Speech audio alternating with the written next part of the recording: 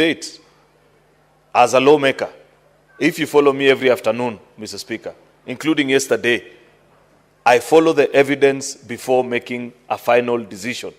This country, unfortunately, Mr. Speaker, we make decisions based on political affiliations or feelings sometimes without looking at what the hard facts are telling us.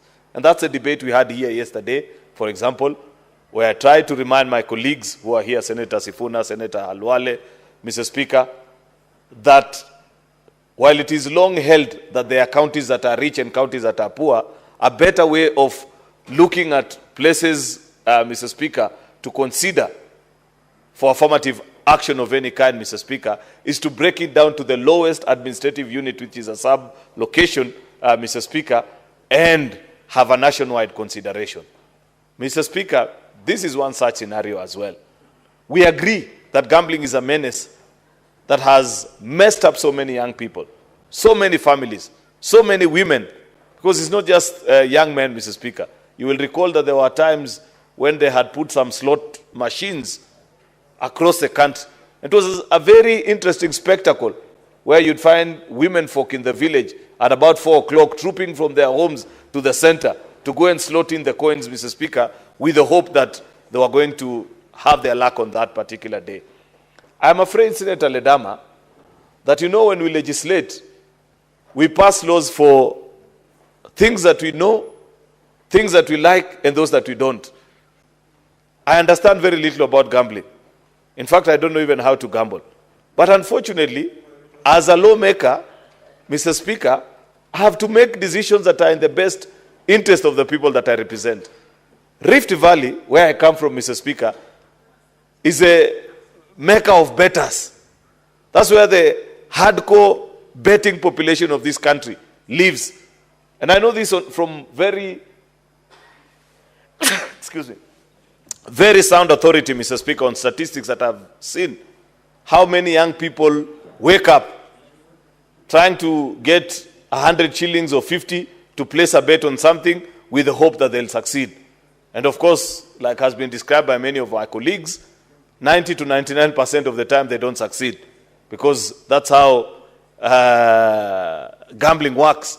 I know that there's something they say, the house never loses, the house always wins.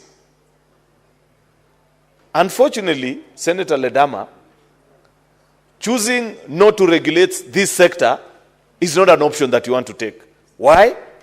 Because even if we made the decision that we want to ban gambling in Kenya, are you aware that 60 to 70% of gambling nowadays has gone online? And they are from sites that don't even exist in Kenya. And those sites, just listen, Senator Ledama, I've done some good research on this. Those sites are operated by very sophisticated software that even if you block their IP address this minute, by the next minute, they have generated a new one. And our young people are following those sites there.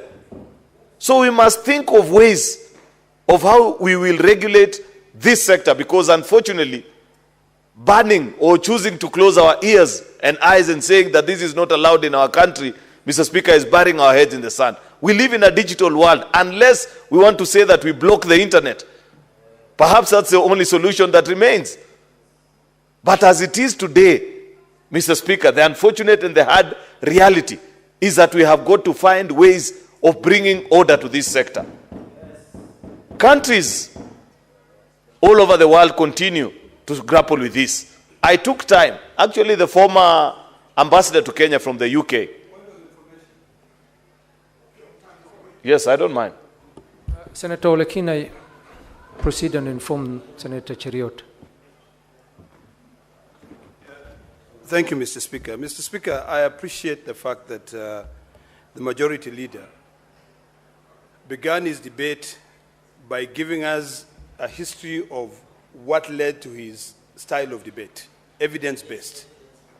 Mr. Speaker, when it comes to the issue of evidence-based, it is imperative to remember that as a country, what we need to remember is that our national identity card number is the one that unites us. There is nothing that stops us, majority leader, from ensuring that when you, for every transaction that you use, either online to confirm any money, you have to use your identity card number.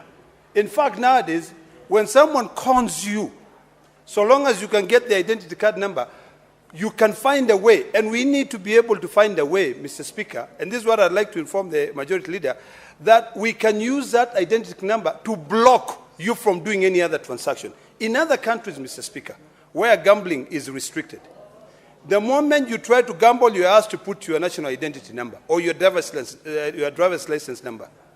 If you go to Australia, before you enter a club, and they know you're not supposed to enter a club when you're not 21 years old, you give out your ID number in a club. They run it through to make sure whether that ID is legit or not. Nothing stops us from ensuring that this website that the Majority Leader is talking about, that if you block this IP address, even the IP address is a problem, ensure that everyone, any transaction which is done in the Kenya space, even if the site is in Germany or America, requires you to put in your ID number. And if you put in your ID number, if you're not over 18, or if it is gambling, it blocks. There are ways around it with technology and AI. Senator Ledama needs to spend time with these young people to understand what I'm telling you. Those sites are not hosted here in Kenya. They are not designed here in Kenya. Therefore, you cannot determine for them what information they require from the people that are placing bets on those particular sites. They make payment using cards, ATM cards, Mr. Speaker, and sometimes on mobile money. Therefore, it is not possible, Mr. Speaker, to do what Senator Ledama is proposing, because I know for a fact, Mr. Speaker, that these online platforms that are taking away most actually of the gaming revenue, Mr. Speaker, away from this country. And that is another discussion we need to have all together. Because second thing, Mr. Speaker, in the administration of the gambling space, Kenya and Tanzania took two different paths. Kenya decided to treat it as a social ill that needs to be regulated. And therefore, they imposed a sin tax on it in the form of an excise duty, meaning that every time you place a bet, Mr. Speaker, there is tax deductible, just trying to dissuade people from participating in it. And that is what has led to a lot of traffic going offline, away from the dominated, away from the regulated online betting spaces in Kenya, Mr. Speaker. Tanzania, on the other hand, chose to be facilitative and appreciated and said, while this is a social ill, they treated it like just any other social ill. They say, something must kill a man. For you it is gambling, for another person it is drinking. And therefore they said they treat all of them equally. And as we speak today, the level of business that operated in Kenya has gone down, while in that particular part of the country, it has increased. That is point number 2. Mr. Speaker, I do not think that Kenya made the wrong decision. I believe years down the line, Tanzania will regret that particular decision. And therefore, on that one, I agree that as a country, we must find ways of inhibiting the gambling habits of the people that participate in that particular space, Mr. Speaker. But I was just bringing to the attention of the House the evolving space within which this industry operates. That as we try to tax them here to dissuade them from participating in these games, they have actually taken off and they are now online. As we speak today, Mr. Speaker, therefore, we must find ways of regulating this sector so that what other countries have done, Mr. Speaker, is that they have tried to ensure that there is benefit, and any challenges that occur from subsequent months and years of betting to a particular individual are actually sorted by the betting house. You'll find that many of them, for example, and before Senator Ledama rose to inform me, I was giving the example of a piece of legislation that was shared to me by one of the interns at the UK embassy about a year or two ago, by the time we were beginning this debate. They say that they have actually forced all gambling entities, so long as you provide gambling activities in the country, be it online or in the form of a casino, Mr. Speaker, to keep a record of the customers, and they share, and there is a trend they are able to trace. If they find that you are getting to levels close to addiction and you're becoming dependent on it while it's just supposed to be a sport, Mr. Speaker, they actually call you and they offer counseling services to you, mandatory by law. That's the kind of work that we need to demand from the firms that operate gambling activities in this country, that they must look after their customers, that if they notice that you are actually addicted, Mr. Speaker, they provide support services to you as a customer. That needs to be provided by this authority. That's why I want to persuade my colleagues that turning our backs on our countrymen and women that are struggling with this menace, Mr. Speaker, is not an act of leadership. It will be an act of cowardice on our part. While we may not agree with their choices, Mr. Speaker, we pass law in this house for the people that we agree with and those that we don't agree with, Mr. Speaker. I say that I don't know even how to gamble. I have never gambled in my life, Mr. Speaker. But I am fully aware that so many of the young people that vote for me to come to this house, Mr. Speaker, battle with gambling addictions, for example. I must provide a regulatory framework for them to have an entity that will look straight into the eye of these betting firms and tell them that look after your customers. Ensure that you provide support services to them if they get to addiction levels, Mr. Speaker. The CSR support that Senator Cherargei was talking about, Mr. Speaker, it must be provided so that you counterbalance between the force of good and evil in the society. So that at the end of the day, if there are challenges that they have brought about in the society, how have they counterbalanced it? By providing, for example, everybody knows that the biggest contributors in this day and age in the sporting world are actually these betting firms. Across the globe, Mr. Speaker, they sponsor the biggest of sporting franchises out there, Mr. Speaker. They develop gymnasiums, stadia, Mr. Speaker, because of the realization that people's choices, Mr. Speaker, vary from one to the other. Therefore, I want to urge my colleagues that while looking at this particular topic, Mr. Speaker, that let us be mindful of the fact that this is not a simple decision that you can just make and say, we choose to look away. What we need to is first, you need to have an authority. I think, I don't know what it is called, the current regulator, BCLB or something. I think it's just a department in one of the offices here. You need an authority that has representation from almost all spheres of society, Mr. Speaker, including even religious institutions.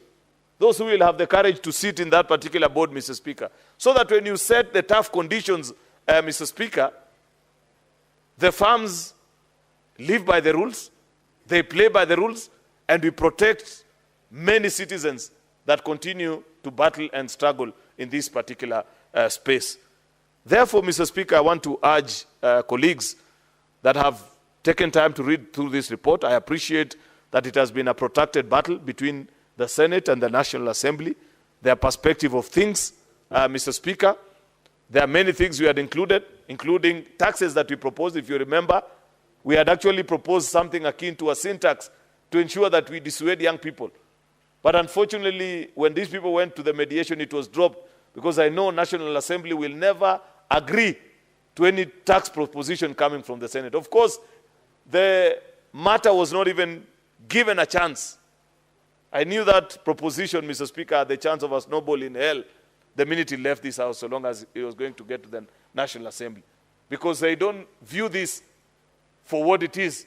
It is a broader conversation about what is the space of Senate with regards to taxation and so on and so forth. And therefore, we lost it at that. My thinking, because I listened to, I don't know who it was, one of the members who moved that proposal on taxation, Mr. Speaker, was actually to sort that issue that I had proposed, or that I had spoken to earlier, between how we chose to administer betting and the difference in approach we took between us and Tanzania, Mr. Speaker. Unfortunately, since that was lost in the mediation, I concede Mr. Speaker, because we must be able to achieve the greater good. Then we'll tie in the small ends eventually when we have the opportunity. So I want to request that we conclude on this business today, Mr. Speaker, if possible, so that when we get the opportunity to have a regulatory authority, then we shall invite them to this house and now ask the hard questions, Mr. Speaker. Maybe, I don't know, maybe, just maybe, that there are technological solutions that are available to these companies that are running betting, Mr. Speaker, online and don't have presence in Kenya. They don't pay taxes in this country, Mr. Speaker. I know that there is a lot of ways in which we can find them. I know, for example, Senator Ledama, because earlier on you had asked me what might be the solution, is that you can force their bookmakers, because all these online betting firms rely on bookmakers that are actually regulated in countries that have even stronger regulations in this space than the Republic of Kenya, Mr. Speaker, to give us the odds so that you're able to establish how many transactions they made out of this country and what it is that they paid. Because now in this law, thanks to the mediated version of the report, even if we have no ways of finding and establishing, we shall continue to demand of them until such a time that we catch up with you. You may be domiciled out of a country that a tax haven somewhere that Kenya has no relationship with, but somehow, someway, the long arm of the law, when it eventually catches up with you, then you will pay into the Republic of Kenya. Therefore, I appreciate that proposition that has come from this committee to tax even those that are participating in the online space and have no physical space in offices in Kenya, Mr. Speaker. You may not have the chance to recover anything from them at this point, but somehow, someway, one day, one time, Mr. Speaker, you will find the opportunity. Lastly, Mr. Speaker, is to ask our colleagues, Mr. Speaker, to treat this matter with the urgency that is needed. Because listening to those that are opposed and supporting this, there's one point that we all agree, that this is a space that needs our urgent attention as policy makers, Mr. Speaker, so that we find a way. Senator Ledama is proposing that we create a city akin to Las Vegas, or the one for China is called what? Macau. But that will only work for those that operate on casinos, Mr. Speaker. What about those that participate on these in the online space? What will you do to them? Like I have said, there is no way of stopping them, Mr. Speaker. Therefore, I want to urge Senator Ledama that let's create the authority first, then the rest follows. With those many remarks, Mr. Speaker, I beg to support and thank the colleagues that did a lot of work in bringing this report before the House.